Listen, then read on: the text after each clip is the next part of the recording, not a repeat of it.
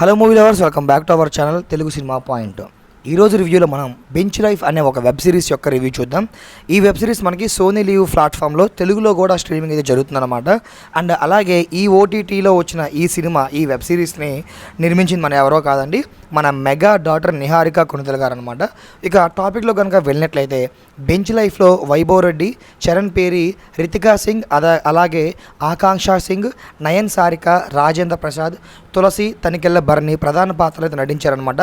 వీళ్ళ చుట్టూనే ఈ వెబ్ సిరీస్ మొత్తం తిరుగుతూ అయితే ఉంటుంది.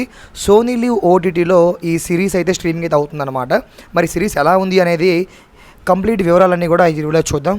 అండ్ విషయానికి వస్తే కనుక వైభవ్ రెడ్డి అలియాస్ బాలు, అదేవిధంగా చరణ్ పేరి అలియాస్ రవి అనమాట, అదేవిధంగా రితికా సింగ్ అలియాస్ మీనాక్షి. సో వీళ్ళ ముగ్గురు కూడా సాఫ్ట్వేర్ కంపెనీలు అయితే ఉద్యోగాలు చేస్తూ ఉంటారు. ఈ ముగ్గురు కూడా ఫ్రెండ్స్ అనమాట. ఈ ముగ్గురికి బెంచ్ కావాల్సి ఉంటుందన్నమాట. అదే సేమ్ ఆఫీస్లో ఆకాంక్ష సింగ్ అలియాస్ ఇషా అంటే బాలు కంటే చాలా ఇష్టం అనమాట. సో ఇషా అనే ఆవిడ బాలుకి చాలా ఇష్టం. ఆమెకు 9 ఏళ్ళుగా అయితే ప్రేమిస్తూ ఉంటాడు. ఈ విషయం అయితే చెప్పలేకపోవడం అయితే జరుగుతుందన్నమాట. ఎన్నోసార్లు చెప్పాలనుకున్నా కానీ చెప్పలేకైతే ఆగిపోతాడు. మీనాక్షికి డైరెక్టర్ కావాలనే కోరిక అయితే ఉంటుంది. కథలు రాసుకుని నిర్మాతల చుట్టూ తిరుగుతూ అయితే ఉంటుందన్నమాట. అదేవిధంగా స్నేహితులతో కలిసి గోవా వెళ్ళాలని రవి అయితే ప్లాన్ చేస్తాడు. అందుకు బెంచ్ అడుగుతారనమాట.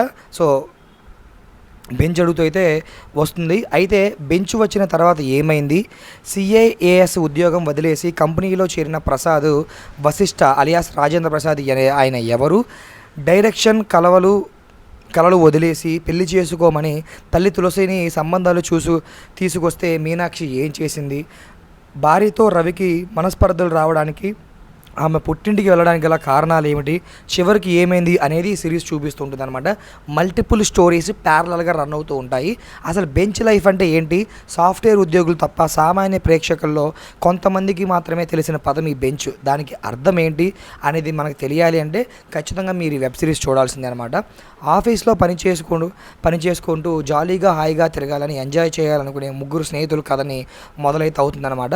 తర్వాత ఒక్కో క్యారెక్టర్ కథలోకి తీసుకెళ్ళి ఆయా పాత్రల్లో ఎవరు ఎలా జరిగింది అనేది స్టోరీ అయితే ఉంటుంది.